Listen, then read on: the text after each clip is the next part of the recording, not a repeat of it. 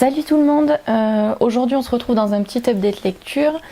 Je vais vous parler un petit peu de ce que j'ai lu dernièrement, ce que j'en ai pensé et vous donner mon petit avis. On va commencer sans attendre du coup. Le premier roman que j'ai lu ce mois-ci, ça a été Terreur de Dan Simmons. C'est assez rare mais c'est un roman que j'ai failli abandonner, j'avais pas envie d'aller jusqu'au bout. Et je vous ai demandé votre avis sur Insta et du coup vous m'avez dit de continuer, donc par la suite du coup je me suis dit que ça valait peut-être le coup de continuer. Bon, j'ai pas regretté, mais donc bref, Terreur, qu'est-ce que ça raconte? Eh bien Terreur, ça raconte, enfin ça s'inspire d'une vraie expédition, parce que Dan Simmons c'est un peu son truc, dans pas mal de ses romans il s'inspire de faits réels, et du coup dans ce roman il va s'inspirer d'une vraie expédition. Ça va être l'expédition Franklin, qui a eu lieu dans les années 1800 et quelques.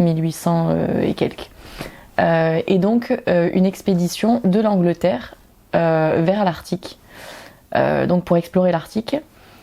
Et en fait ces deux navires à l'époque ont disparu en mer, donc on les a jamais retrouvés. Et Dan Simmons il va s'inspirer de ce fait-là, donc du fait que ces navires sont partis en mer explorer l'Arctique et ne sont jamais rentrés. Et quelque part dans son récit il va combler les trous, donc il va combler ce que l'on ne sait pas. Et forcément on va être dans un roman d'horreur. Voilà, ça va tourner autour d'un monstre, quelque chose. Voilà, j'ai pas trop envie de vous spoiler. Et du coup on va suivre cette expédition et les tenants et aboutissants, comment ça s'est passé du point de vue de plusieurs personnages au fil des chapitres en fait. C'est-à-dire que selon les chapitres on va pas suivre le point de vue du même personnage, ça va changer.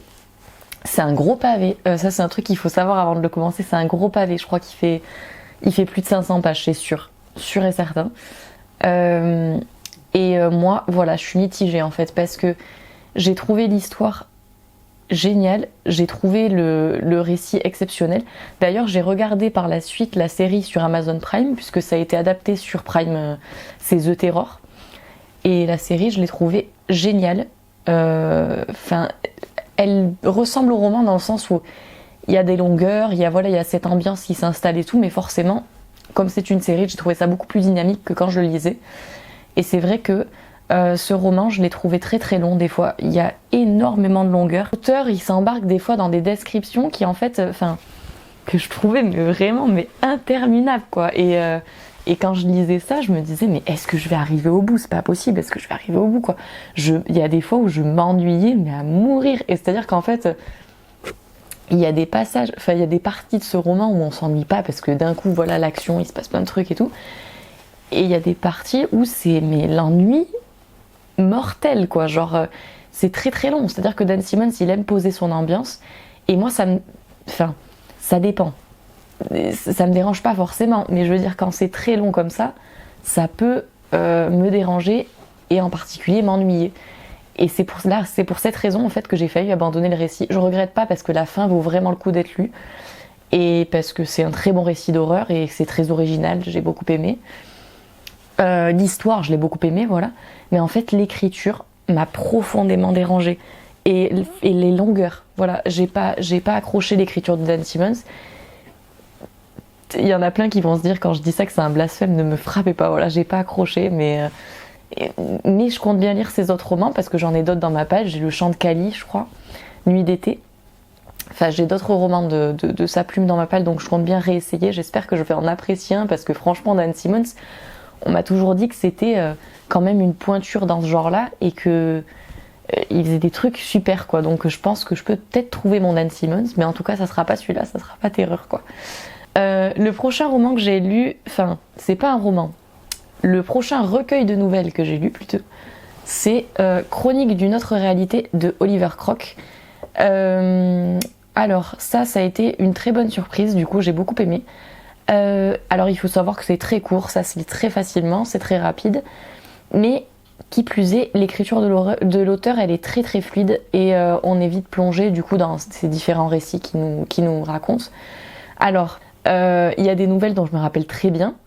Il y a notamment une nouvelle où un homme est paralysé et il attend le retour de sa femme, en fait avec impatience, et il est forcément extrêmement paniqué puisque cet homme est paralysé au milieu de son salon et qu'il ne peut plus bouger. Je ne vous spoilerai pas la fin, mais elle est géniale. Bref, cette nouvelle est géniale. Il y a aussi une histoire où on a un voyou qui vole le sac à main d'une femme, disons assez inquiétante. Il n'aurait jamais dû lui voler son sac à main. On a une femme qui va se rendre à un entretien d'embauche dans une société un peu space. Un homme qui perd sa femme et qui en fait va avoir un photomaton devant sa boutique un matin. Une femme qui se fait prendre en photo durant son sommeil par un inconnu, donc rien de bien rassurant en somme. Et enfin voilà, plein de nouvelles comme ça en fait, des nouvelles d'horreur. Hein. Là on est vraiment dans l'horreur la plus pure. Hein. Ne lisez pas ce recueil si vous n'êtes pas un friand de ce genre de truc. Moi j'ai adoré. J'ai adoré, mais surtout parce que l'auteur pose son univers. C'est-à-dire que là c'est le premier tome d'une série de 3 tomes. Et à chaque nouvelle, en fait ce que j'ai trouvé intéressant, c'est que j'avais vraiment l'impression de lire de lire une vision de l'enfer en fait, ou du purgatoire. Je saurais pas dire exactement pourquoi, mais c'était mon ressenti quand je lisais ces histoires. J'avais vraiment l'impression que je me retrouvais dans des visions totalement infernales. Et là d'ailleurs j'ai le tome 2 qui attend sur le feu, et j'ai trop hâte de lire le tome 2 parce que je sens que je vais kiffer. Et ce qui est intéressant, voilà, c'est ce que je voulais dire par là, c'est que là j'ai lu le tome 1 donc il y a c'est que des histoires purement indépendantes. Donc le tome 1, ça va vraiment être des histoires qui se suffisent à elles-mêmes, entre guillemets, je dis bien voilà entre guillemets. Mais l'auteur nous précise bien qu'en fait, au fur et à mesure des tomes, il va se tisser quelque part un lien entre toutes ces histoires, et qu'on va un petit peu plus comprendre l'univers. Et voilà, il va y avoir un lien qui va se tisser au fil des tomes. Donc du coup j'ai hâte de lire le tome 2 pour en savoir plus. Et comprendre un petit peu plus ce que j'ai lu dans le tome 1, puisque forcément on se pose des questions, il y a toujours des questions sous-jacentes dans ce genre d'histoire, et donc j'ai hâte de lire le tome 2 pour en savoir plus. Autre lecture, ah oui, alors j'ai lu Growing Things and Other Stories, désolée pour mon accent ignoble, de Paul Tremblay. Alors c'était une de mes premières lectures en anglais en fait, parce que du coup j'ai déjà lu en anglais, mais moi je lis beaucoup de BD, comics ou manga en anglais, donc je m'aventure pas trop dans le roman ou dans le recueil de nouvelles. J'avais un petit peu peur, mais bon après ça va quoi, j'ai pas un niveau trop pourri en anglais au niveau de la lecture, donc j'ai voulu me lancer, et ça a été plutôt une réussite, puisque j'ai pas pris une lecture non plus trop difficile. Disons que j'ai voulu attaquer par un recueil de nouvelles, et donc j'ai choisi Paul Tremblay. Paul Tremblay, ce qu'il faut savoir, c'est que c'est un auteur qui aux États-Unis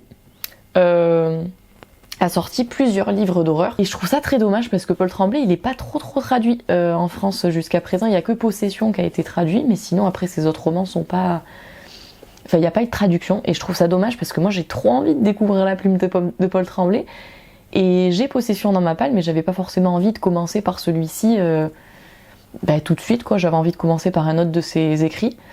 Et donc j'ai commencé par Growing Things. Et donc après cette grande introduction sur le fait que c'était triste que Paul Tremblay soit pas traduit en France, donc je vais vous donner mon avis. J'ai adoré ce recueil de nouvelles, je l'ai trouvé juste génial. En fait on voit que l'auteur, c'est un auteur d'horreur et qu'il est passionné quoi. C'est-à-dire que on retrouve tous les thèmes, genre tous les thèmes de l'horreur sont dans ce livre. Et tout ce que les fans d'horreur en règle générale aime se trouve dans ce livre. C'est-à-dire qu'on va avoir de l'horreur loufoque, on va avoir de l'horreur inquiétante, de l'horreur interactive même à certains moments. Enfin, c'est très intéressant, et sa plume est extrêmement dynamique. Il sait nous plonger dans ses histoires, mais dès les premières lignes. Donc j'ai trouvé ça très réussi. Alors, si je pouvais vous donner un petit panel des histoires que j'ai adorées dans ce recueil, alors on va avoir notamment un homme drogué qui va avoir des absences pendant lesquelles en fait il est plus lui-même. Et pendant ce temps-là, des monstres débarquent en ville. On a un homme aussi, celle-là je l'ai adorée, qui en fait va commenter ses photos de vacances d'adolescents, ou plutôt de préadolescence. Et en fait, durant ses vacances, il avait espionné son père. Parce qu'il soupçonnait quelque chose. Voilà, il soupçonnait quelque chose de la part de son père, donc il l'avait espionné pendant ce moment-là. On a l'histoire d'un prof bien étrange, et on a un hommage à la créature des marais dans ce recueil. Et on a même, et je pense que vous adorez ça autant que moi j'adore ça, On a même une histoire dont on est le héros. Donc vous devez connaître, c'est ces fameuses histoires qu'on connaissait tous quand on était enfant, où voilà, on prend une décision, on se rend à une telle page, qui ensuite nous renvoie vers une décision, etc. etc. Et le destin du personnage de l'histoire peut changer en fonction des choix qu'on prend. Et donc il y a même ça dans ce recueil. Et je l'ai trouvé très complet, je l'ai trouvé très très bien écrit. Je vais pas m'étaler plus là-dessus. En tout cas, j'ai bien envie de dire Possession, du coup maintenant vous vous en doutez. Mais j'ai entendu pas mal d'avis mitigés sur Possession, donc je sais pas tellement ce que je vais en penser. J'espère que je vais apprécier. Ensuite, ah oui, j'ai lu La Dame aux yeux vides de Cédric Murphy. Alors ça aussi j'ai adoré, j'ai beaucoup aimé. C'est une histoire très intéressante et que j'ai trouvé extrêmement originale. Là aussi, très dynamique, on s'ennuie pas à un seul moment, on rentre de suite dans l'histoire et c'est ça que j'adorais, voilà, ça commence dès le début. Qu'est-ce que ça raconte? Alors moi, ce roman, il m'a fait penser un peu, alors attention, gros guillemets, il m'a fait penser dans l'ambiance et vraiment dans le gros du délire, on va dire, à Coraline ou au Labyrinthe de Pan.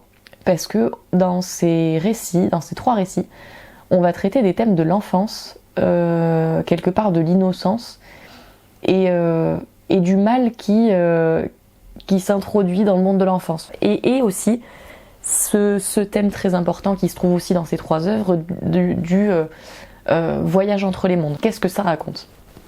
Alors, ça raconte l'histoire de Ben. C'est un enfant qui déménage dans une nouvelle maison du coup. Et la nuit, il va voir une forme par la fenêtre de sa chambre. Donc il voit une forme et il va lui ouvrir et celle-ci va lui rendre visite. Et donc c'est là que les ennuis vont commencer pour Ben, puisque il va voyager de son monde vers celui de créatures et il va vouloir aider une fille. Ce qui sera pour lui loin d'être une bonne idée, puisqu'en fait il va s'attirer des ennuis, forcément, vous vous en doutez. Et l'horreur va monter crescendo à partir de ce moment-là. Alors ce qu'il faut savoir, c'est que quand je vous dis ça, je vous spoil pas tellement, parce qu'en fait ça se passe très rapidement, c'est des événements qui se produisent extrêmement rapidement dans le récit, et c'est un récit qui est extrêmement dynamique. Mais par contre, je vous préviens, il y a des scènes qui sont absolument dégueulasses dans ce livre, donc âme sensible s'abstenir, parce que vraiment j'ai lu des trucs immondes. Donc voilà, ne le lisez pas si vous n'aimez pas les trucs peu ragoûtants ou si vous êtes sensible un petit peu aux scènes ragoûtantes, dégoûtantes, qui peuvent vous couper l'appétit, on va dire, parce que c'est un roman qui peut vous dégoûter. Voilà, mais sinon c'était une excellente lecture et donc j'ai beaucoup aimé. Ensuite, je suis retournée à mes sources un petit peu parce que j'avais envie de lire quelque chose qui me plaisait. J'ai lu du Patrick Sénécal, donc j'ai lu Ceux de là-bas de Patrick Sénécal. Alors, donc vous savez ma passion pour Patrick Sénécal, vous savez à quel point j'aime cet auteur, et donc c'est un de mes auteurs préférés, hein, on peut le dire. Patrick Sénécal, c'est un de mes auteurs préférés.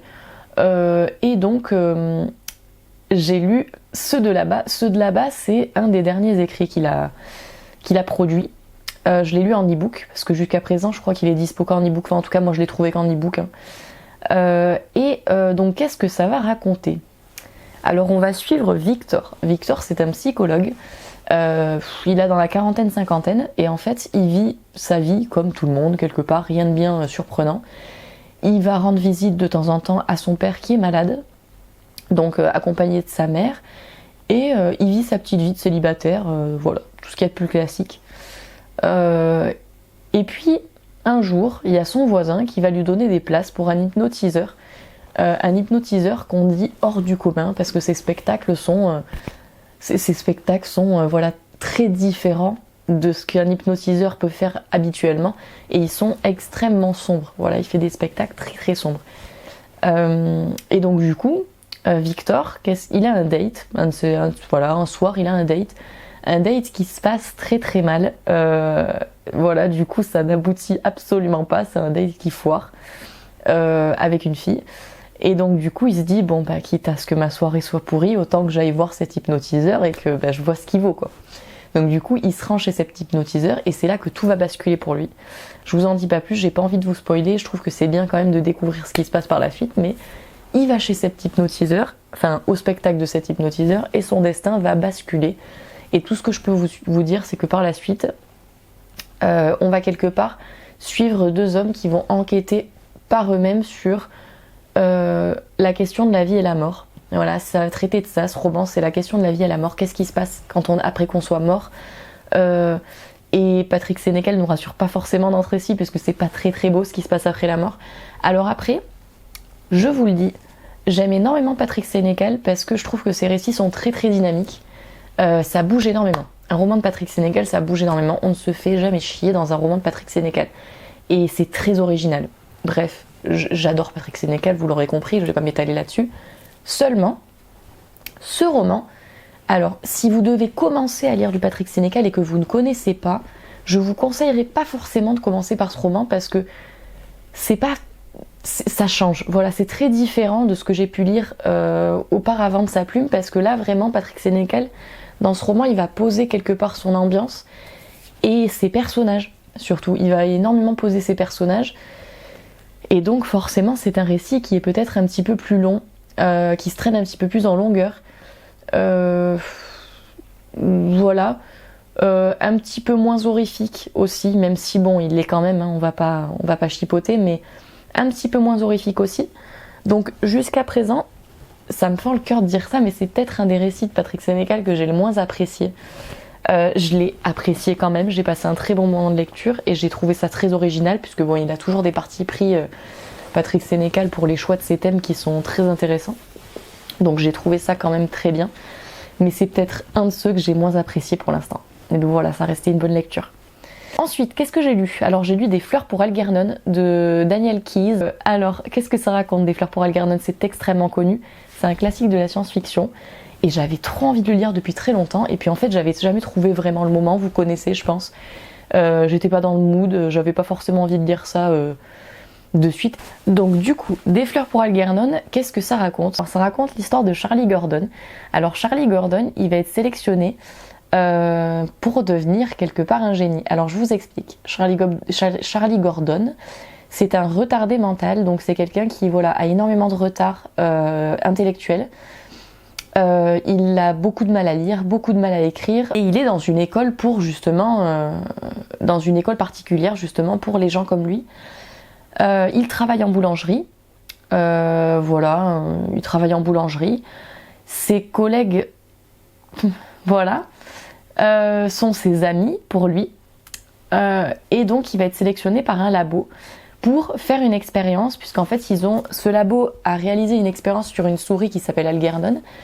Cette expérience a été réussie et la souris Algernon est devenue beaucoup plus intelligente. Donc Charlie Gordon, il est sélectionné, il est trop heureux parce qu'il se dit mais je vais devenir un génie, c'est trop cool. Je vais enfin mener une vie normale, et il est trop mignon, c'est un personnage qui est juste trop mignon. Enfin moi ça m'a fait penser à Forrest Gump, je sais pas si vous avez déjà vu Forrest Gump, enfin, c'est un classique avec Tom Hanks, mais il m'a fait trop penser à Forrest Gump et du coup je m'attachais trop à ce personnage.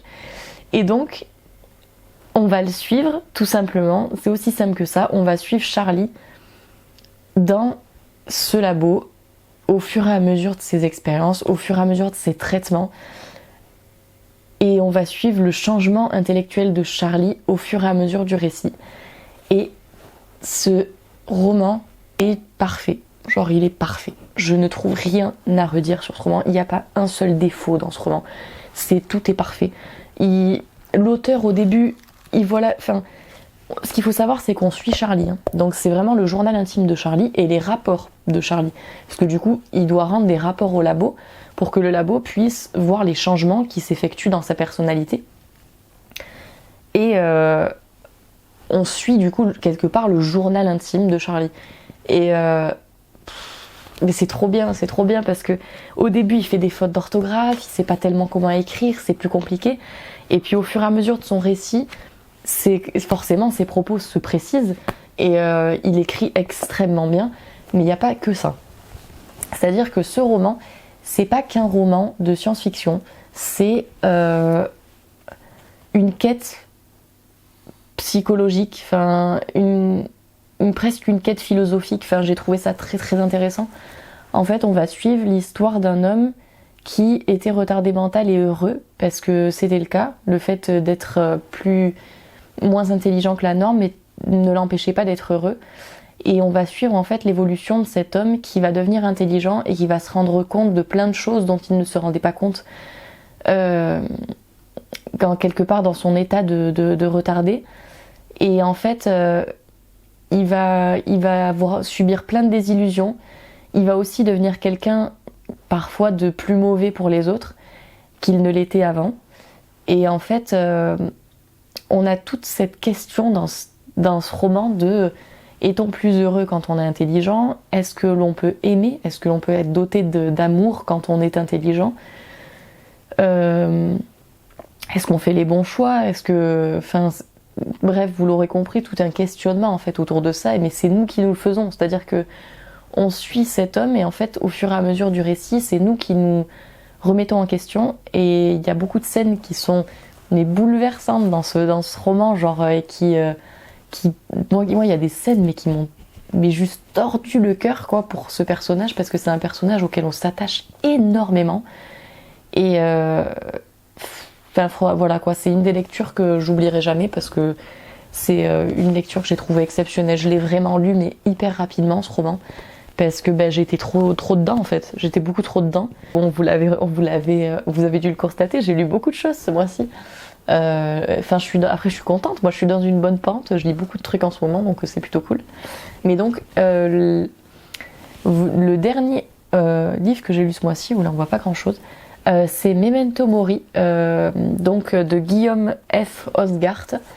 Là aussi un recueil de nouvelles. Donc moi, vous le savez, je suis une adepte des recueils de nouvelles, hein. Je lis autant de romans que de recueils de nouvelles, parce que j'adore ça. Et parce que je trouve que c'est un peu un incontournable quand on lit de l'horreur. Il y a énormément d'auteurs d'horreur qui écrivent des recueils de nouvelles, et c'est un peu un incontournable quoi. Et donc j'ai lu ce recueil de nouvelles que j'ai beaucoup aimé, j'ai beaucoup apprécié aussi. Alors l'auteur, il nous embarque vraiment dans son univers particulier, dans son univers à lui, et ça j'ai beaucoup apprécié, puisque c'est toujours bien de lire un recueil où voilà, on sait qu'on est dans un univers à part entière. C'est-à-dire qu'on peut pas lire ce recueil de nouvelles partout. On sait qu'on est dans un univers. Et là, c'est le cas. Il y a plusieurs histoires donc dans ce recueil, dont l'histoire d'un tueur à gages qui va retrouver une femme tous les soirs. On a une femme qui va ouvrir la porte à une vieillarde un soir, et en fait, cette vieillarde va quelque part lui tendre un guet-apens, et elle n'aurait jamais dû lui ouvrir la porte. On a deux femmes qui vont exercer un rituel étrange. Un homme qui soupçonne son voisin. On a une histoire de vengeance dans le cadre de harcèlement scolaire. Une histoire de zombies. Et un homme qui n'aime pas les chats. Voilà, j'en dirai pas plus. Et donc, c'est très varié. On a beaucoup d'histoires différentes. Moi, j'ai beaucoup apprécié. C'est très très dark, très très gore. Le seul bémol que j'ai eu pour ce recueil de nouvelles, c'est que c'est une horreur très sexuelle. Alors, moi, ça me pose pas spécialement de problème dans certains cas. Je veux dire, Clive Barker le fait très bien. Et voilà. Même si Clive Barker, des fois, m'a fait écarquiller les yeux parfois, parce que des fois, il fait des trucs. Enfin, bon, bref. Anyway, on parle pas de ça. Mais voilà, c'est une horreur sexuelle, donc très gore et sexuelle dans ce recueil de nouvelles, hein, quand même. Ça revient assez régulièrement, il faut le savoir. Et des fois, j'ai pu trouver que c'était un petit peu trop. Voilà. Des fois, c'était un peu too much, quoi. Genre, il y en avait un peu trop. Et des fois, un peu à toutes les sauces. Ce qui m'a un petit peu dérangée. Alors après, j'ai quand même adoré ce recueil, et j'ai quand même passé un excellent moment. C'est le seul bémol que j'ai à y mettre, mais vraiment le seul bémol. Ça restait quand même une excellente lecture, et donc j'ai passé un très bon moment avec ce recueil de nouvelles. Donc voilà, j'en ai fini pour cette update lecture. En ce moment, je lis L'Illusion de Maxime Chatham. Je lis aussi ce petit recueil là, de nouvelles Lovecraftiennes, donc qui a l'air bien. Je l'ai pas encore commencé, c'est ma prochaine lecture, donc parce que du coup j'aime bien. Là, j'avais envie de lire plusieurs choses en même temps, donc L'Illusion, ça, et je suis en train de lire le 4e tome des Tales from the Crypt, du coup. Donc voilà, je vous en dirai des nouvelles, c'est mes petites lectures du moment. J'espère que vous avez apprécié ce petit update lecture, donc j'avais envie de vous donner un petit rapport de ce que j'avais lu dernièrement et de ce que j'en avais pensé. J'espère que vous allez apprécier, n'hésitez pas à me donner votre avis aussi. à me proposer des lectures que vous aimez aussi et que selon vous je devrais lire, puisque c'est toujours intéressant. Et puis je vous remercie d'avoir regardé cette vidéo et je vous fais de gros bisous.